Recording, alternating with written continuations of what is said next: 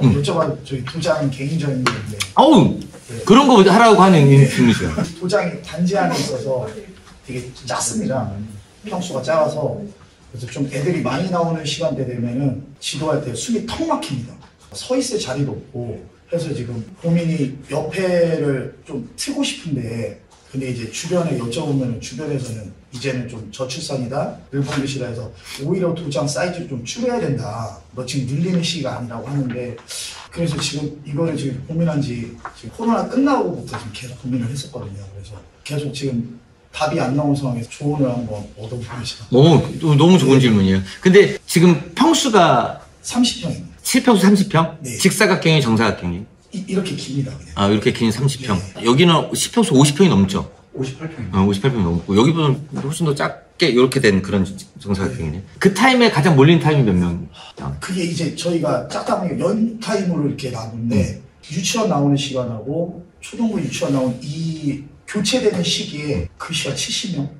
한 타임이 아니라 되게 일단 좀 자랑하는 거예요. 일단 도장 발언이 많고 좋았다. 교체하는 시기에 이제 너무 많다 보니까 부모님들도 걱정하시더라고요. 그러니까 주변에 여쭤보면, 나는 만약에 이렇게 연락드리면 야, 너 자꾸 좋은 소리 하냐. 근데 이제 저희는 또 저희 나름대로 계속 그거를 몇 년째 고민을 계속 하게 되더라고요. 자, 이거는 이제 모든 관장님들이 항상 나한테 물어보는 질문 중에 제일 많은 질문이라 되게 쉽게 답해드릴게요.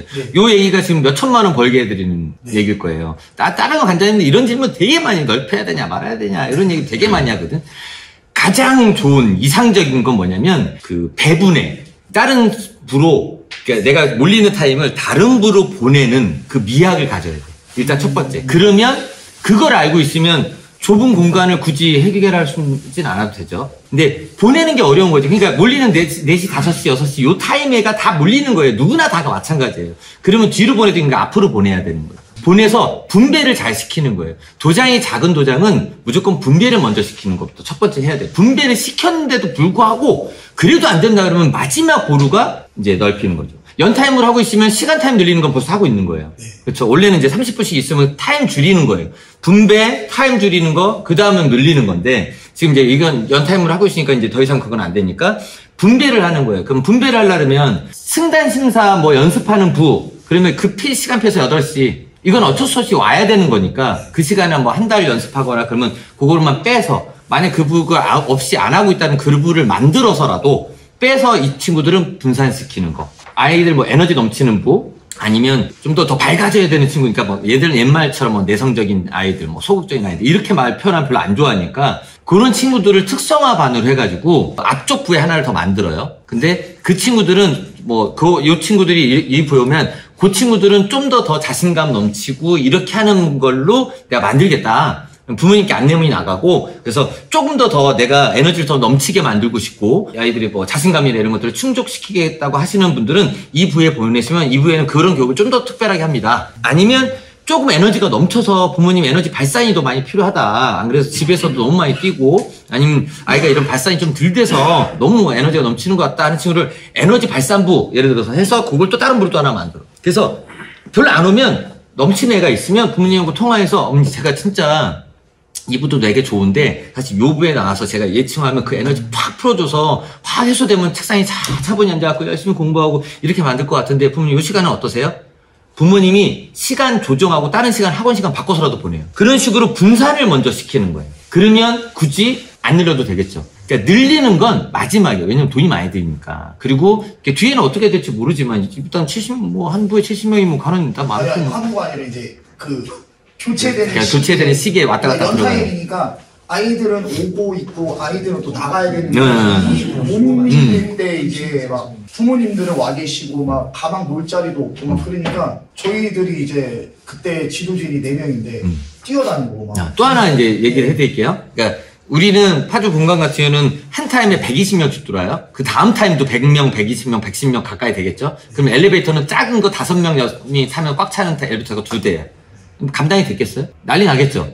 끝나고 내려가는 이 시간을. 그러면 거기서 뭐 하나를 또 바꾸냐면 그 시간은 우리가 수업을 좀 더 알차게 해서 5분 더 일찍 끝낸다고 해서 큰 문제 있는 거 아니죠. 10분 더 일찍 끝낸다고 해서 큰 문제가 있는 거 아니죠. 근데 대신 운동을 정말 더 집중적으로 시켜서 10분 일찍 끝내버리면 어떻게 되는 현상이 일어나죠? 바뀌는데 아무 문제가 없죠. 그럼 밀리는 과하 현상이 그게 문제라면 운동하는 공간의 문제가 아니고 이 공간의 문제란 분산이고 물려서 돌아가는데 이 엘리베이터 문제거나 복도의 문제거나 아니면 신발장의 문제거나 뭐 이런 문제다. 그럼 이 시간을 피하면 되잖아요. 그러면 그죠. 5분 일찍 끝내요. 그리고 먼저 내려가게 하고 그때 나중에 올라오게 만들고 뭐 예전에는 출석부를 불러 얘들 뭐 이렇게 하는 시간이 좀 걸렸던 시간을 들어가자마자 바로 몸풀기 하고 운동 본 운동을 좀 더 타이트하게 하고 이런 식으로 한다. 그리고 부모님한테는 이 분은 그렇습니다라고 안내문 보내시고 그래서 이렇게 해서 더 집중되게 교육시켜서 여기는 5분 더 수업 시간이 다릅니다라고 인식하고 있으면 그 부모님은 왜 여기 일찍 끝나 이런 말 안 하잖아요. 그렇게 만들면 이거 이동하는데 문제 없고